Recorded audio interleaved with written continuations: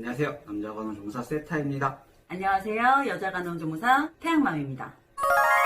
오늘 저희 병원에 그 남자 간호조무사 대표로 우리 세타님이 오셨습니다. 제가 먼저 컨택을 했고요. 너무 뵙고 싶어서 남자 간호조무사 분들의 얘기도 좀 들려드리면 좋을 것 같아서 오늘 이 자리를 좀 마련을 했습니다. 저는 현재 남자 간호조무사로 진종합병원 응급실에 일하고 있고요. 현재 임상으로는 한 7년 차 되는 것 같습니다. 어떤 일을 하고 계세요? 일단은 응급실에서 전반적인 이제 간호사 선생님들 서브 업무를 주로 하고 있고요. 뭐 물품을 채운다든지 수액을 채운다든지 환자분들 이제 사진 찍을 때 엑스레이나 CT 촬영 있을 때 이송 같은 것도 담당하기도 하고요. 그런 간호사 선생님 주관하에 응급 상황 있을 때는 뭐 간단한 처치나 드레싱 진행을 이렇게 하고 있습니다. 힘들진 않으세요? 물론 힘들죠. 네, 힘든데 힘든 만큼 보람이 있어서 네, 나름 괜찮습니다. 예민한 질문인데 그러면 네. 급여는 많이 받으시나요? 급여 제 기준 같은 경우에는 급여가 조금 병원 규정에 따라서 급여가 조금 상이하게 좀 달라요. 월마다 조금 다른데 얼마에서 얼마 사이? 이 정도만? 200에서 한 300 사이? 아, 와, 다 얘기 다 해주신 거네. 네, 대략 예. 대략 그 정도. 네. 여자 간호조무사니까 제가 궁금했던 게, 예. 저희는 보통 이제 개인 병원으로 취업을 많이 나가요. 그렇죠. 네, 근데 개인 병원에 솔직히 뭐 남자 간호조무사가 일하는 경우는 거의 드무니까 네. 남자 간호조무사분들은 도대체 어디로 취업을 할까? 이것도 되게 궁금하거든요. 보통 남자 간호조무사 경우에는 취업이 약간 좀 여자 선생님들에 비해서 한정이 되어 있는데 보통 제일 많이 가는 게 이제 수술실, 중환자실, 그러니까 저처럼 응급실에 가는 경우도 있고요. 주변 뭐 비뇨기과, 성형외과 뭐 이런 쪽으로 많이 진출하고 있습니다. 그럼 비뇨기과, 성형외과 쪽에서는 어떤 일을 하는 건데요?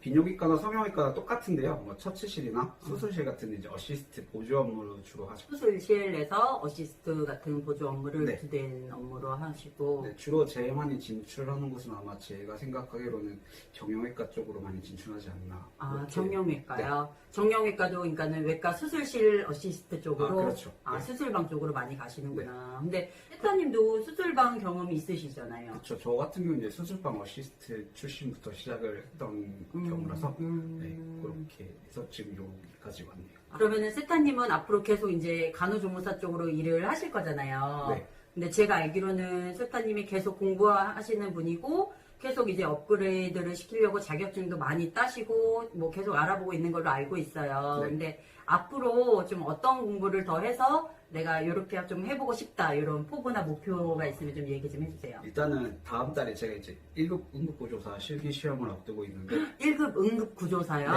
아, 근데 임상 네네. 경험이 조금 있어서 그게 임상 경력이 얼마 정도 돼야 시험을 볼 수 있나요? 이게 2급을 따고 이제 응급의료기관이나 환자 이송 업무에 대해서 한 3년 종사하시면 그 경력 증명서를 가지고 국시원에 제출해서 인정을 받으면 1급 응급구조사 자격 시험이 주어집니다. 아, 네. 그렇구나. 남자 간호조무사를 생각하시는 분들은 많이 좀 참고 하시면 좋을 것 같아요. 그리고 또 그 남자 간호조무사 분들이 이렇게 도전하셔도 어떤가요? 이 직업이 좀 비전이 있나요? 특히 말씀드리면 네. 비전은 그렇게 보이지는 않아요. 네. 비전은 크게 보이지 않는답니다.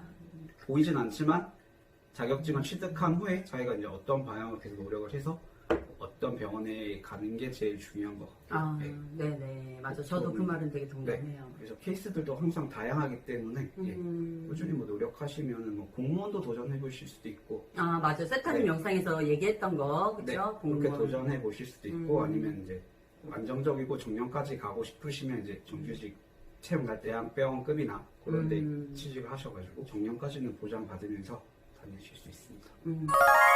세타님, 네. 그 저희 구독자분들 중에 네. 최근에는 중2도 있었고 되게 어리신 분들이 간호조무사를 하는 게 나을까요? 아니면은 뭐 간호대를 가는 게 나을까요? 이런 질문을 많이 해요.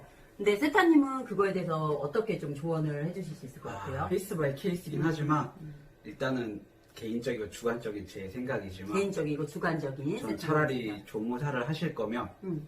간호사를 하시는 게 맞다고 생각합니다. 근데 제가 알기로는 40대 초반도 간호대 그렇죠. 가시는 분들 네. 꽤 되시는 걸로 알고 있어요. 40대 분들의 같은 케이스는 뭐냐면 일단 간호대를 가지만 나중에는 뭐 대학병원이나 이런 데서 솔직히 신규로 가기에는 조금 힘들고. 그렇죠. 네. 나이가 너무 많으니까.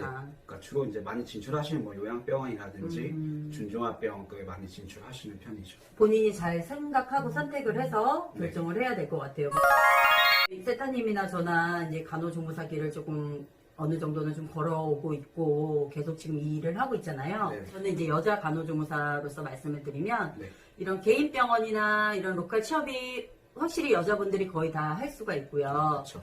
그리고 돈을 벌 수 있는 그런 조금 내가 높은 연봉을 받을 수 있는 그런 과에 잘 들어가시면 확실히 좀 메리트가 있어요. 그러니까 남자분들 같은 경우는 좀 수술방이라든지 뭐 응급실이라든지 좀 한정이 돼 있지만 여자분들은 너무 많잖아요. 소아과, 뭐 내과, 정형외과, 산부인과, 뭐 준종합병원, 뭐 대학병원도 간호조무사 하실 수도 있고요. 뭐 이런 식으로 되게 많은데 저도 지금 비만 클리닉에서 일을 하고 있지만 뭐 성형외과, 피부과, 뭐 비만 클리닉 요새는 뭐 한의원 이런 데도 다 실장급은 있더라고요. 그러니까 그렇게 중간 관리자가 어느 정도 되시면 괜찮은 연봉을 받아요. 예, 그러니까 저는 조금 여자분들이 더 하시기에는 남자분들보다는 예, 좀 괜찮다고 생각을 하고요. 메리트도 있어요. 근데 엄청 피땀 흘려야 돼요. 많이 노력하셔야 되고 계속 공부해야 돼요. 저희가 이거 영상 찍기 전에 세타님이랑 많이 얘기했는데 계속 공부해야 된다고, 우리를 발전시켜야 된다고. 중요한 거는 일단은 그 조직원 구성들 간에 인정을 받는 게 제일 먼저라고 생각합니다. 아, 맞아요. 네. 인간관계가 좋고 대인관계가 좋아야지 네. 원활하게 진짜 병원 생활이 가능하지. 안 그러면은 보통은 일 때문에 그만두는 경우는 거의 없잖아요. 사람 때문에 그만두지. 그렇죠. 그렇죠. 예, 저희도 그래요. 보통은 진짜 사람들 때문에 다 힘들어서 그만두지. 일은 어디 가나 다 똑같이 힘들지 않나요? 다 힘든 것 그렇죠. 같아요. 예, 예. 어디 가나 다 여러분 똑같아요. 그러니까 너무 이렇게 저기 하지 마시고요. 아, 저희 그 댓글 중에 저는 이제 주 고객층이 30대, 40대, 50대 이렇게 여성분들이 거의 주예요. 네. 그러다 보니까 그러니까 40대, 50대 분들이 지금 간호조무사를 시작을 하려고 하는데 너무 늦지 않았냐 이런 얘기를 지금 많이 물어보시고 있거든요.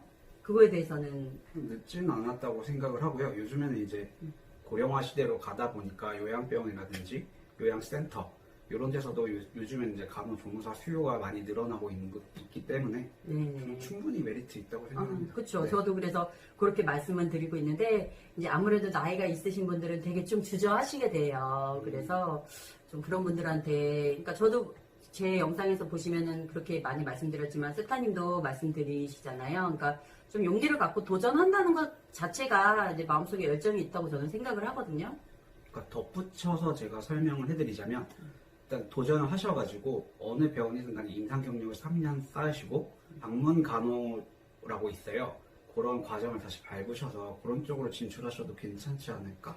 방문 간호라고 하면은 이제 그 집에 찾아가서 간호를 그렇죠. 해주는 서비스죠. 네, 그게 유일하게 장점 중에 하나를 꼽자면 전문성을 갖고 일할 수 있는. 네, 되게 좋은 정보를 주셨네요, 오늘 세타님이. 왜냐면 그 방문 간호사라는 거는 솔직히 20, 30대 분들은 좀 하기 어려워요.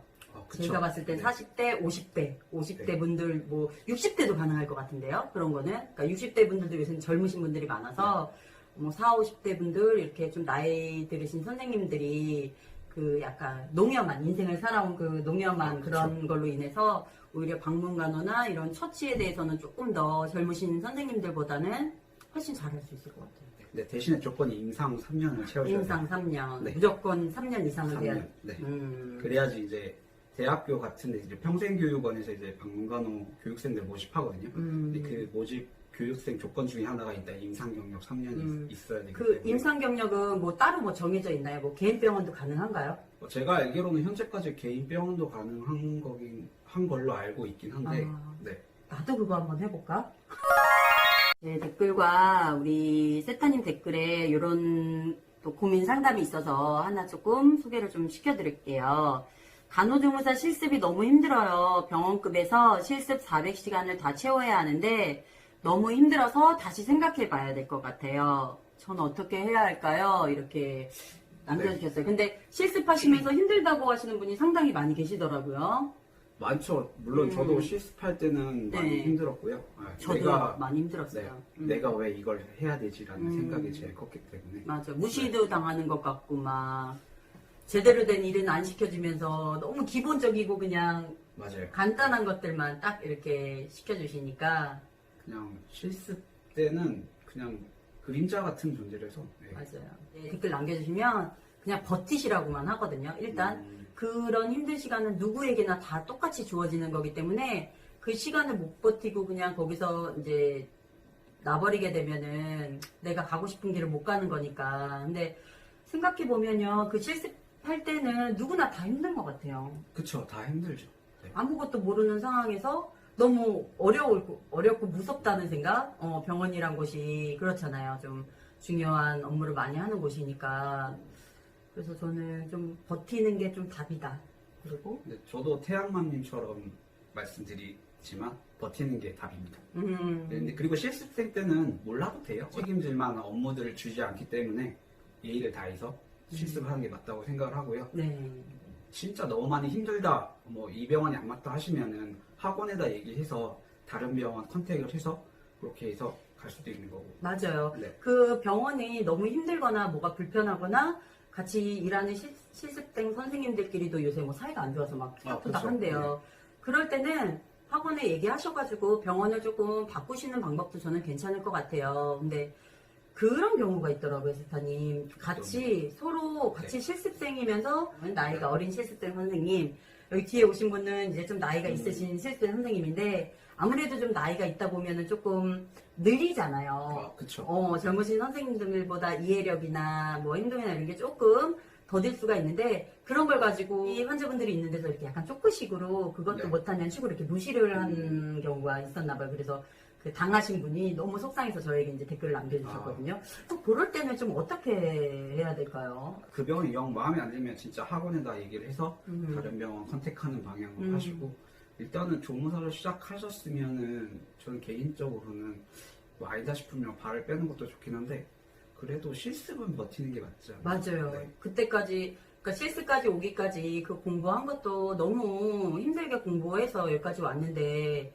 실습 잘 하셔야죠. 그리고 실습이 물론 되게 중요하고 뭐 많은 거를 배울 수 있다는 그런 막 로망이나 너무 꿈을 꾸지 마세요. 정말 간단한 아주 기초적인 네 그런 것만 딱 정말 네, 심부름처럼 하기 때문에 네, 그렇게 좀 참고를 해주시면 좋을 것 같고요. 그 어린 친구가 자꾸 말 안 듣고 그러면 같이 한번 싹 쏘아주세요. 인생 오래 산 선배로서 너 그런 식으로 하면 혼나. 저 같으면 그럴 것 같은데 힘들죠. 네, 어쨌든 서로 배려를 해야지 왜 조금 먼저 들어왔다고 그렇게 서로 시기하고 그렇게 그쵸. 예. 여자들은 조금 그래요, 세트는. 근데 실습생들은 어쨌든 동등한 위치이기 때문에 저는 그렇게 생각합니다. 네, 그러니까 힘내세요, 여러분. 아셨죠? 화이팅, 버티세요, 화이팅. 또 세타님은 항상 이렇게 세타님 영상에서 보면은 이렇게 교육 자료 같은 거를 많이 이렇게 만드시고 저도 이제 파일로 받았지만 메일로 저는 받았거든요. 세타님한테 저도 이런 게 필요한데 혹시 주실 수 있냐니까 너무 흔쾌히 그래서 만드시는 거라고 해요. 그래서 저는 그런 것도 보면서 아 세타님이 되게 이렇게 선하게 영향력을 좀 행사하고 계시는구나. 이거 간호조무사분들 잘 귀 기울여 들어보세요. 공부하시거나 자료 필요하시면 여기 세타님 채널 가셔서 메일 보내세요. 메일.